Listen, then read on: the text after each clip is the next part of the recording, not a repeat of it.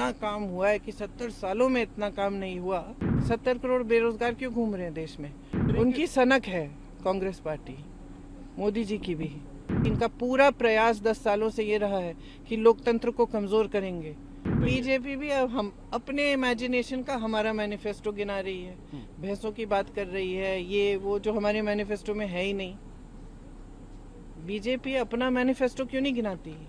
BJP ने किया है 10 सालों में, इतना सारा काम किया है। इनके नेता हर जगह कहते हैं कि इतना काम हुआ है कि 70 सालों में इतना काम नहीं हुआ, और कांग्रेस ने 70 सालों में कुछ नहीं कहा। तो गिनाए ना कि क्या काम किया है, बताएं क्या काम किया है, कितने रोजगार दिलवाए। 70 करोड़ बेरोजगार क्यों घूम रहे हैं देश में? 45 सालों में सबसे ज्यादा बेरोजगारी क्यों है देश में? अगर इतना काम किया है इन्होंने, बताएं। हमारे मैनिफेस्टो पे क्यों अटके हुए हैं? अपना भी कोई मैनिफेस्टो होगा, अपनी भी कोई योजना होगी कि हम बेरोजगारी को कम करेंगे, हम महंगाई को कम करेंगे, हम किसानों की क्या मदद करेंगे। उसके बारे में क्यों नहीं बोलते? तो उनकी सनक है कांग्रेस पार्टी, मोदी जी की भी।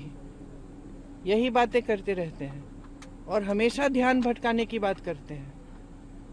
जो ठोस बात है देश के लिए, देश की जनता के लिए आज तक नहीं की है, और वो जानते हैं, इनके सारे नेता जानते हैं। अगर ठोस बात पे उतर गया चुनाव, अगर बेरोजगारी, महंगाई, किसानों की जो मुसीबतें हैं, मजदूरों की मुसीबतें हैं, इस पे उतर गया चुनाव, तो किसी भी हालत में नहीं जीत सकते, क्योंकि कुछ किया नहीं है उन्होंने। करें वोट जिहाद, वोट विकास।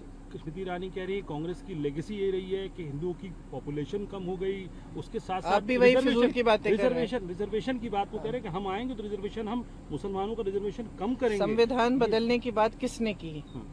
किसके प्रत्याशियों ने की? किसके मंत्रियों ने की?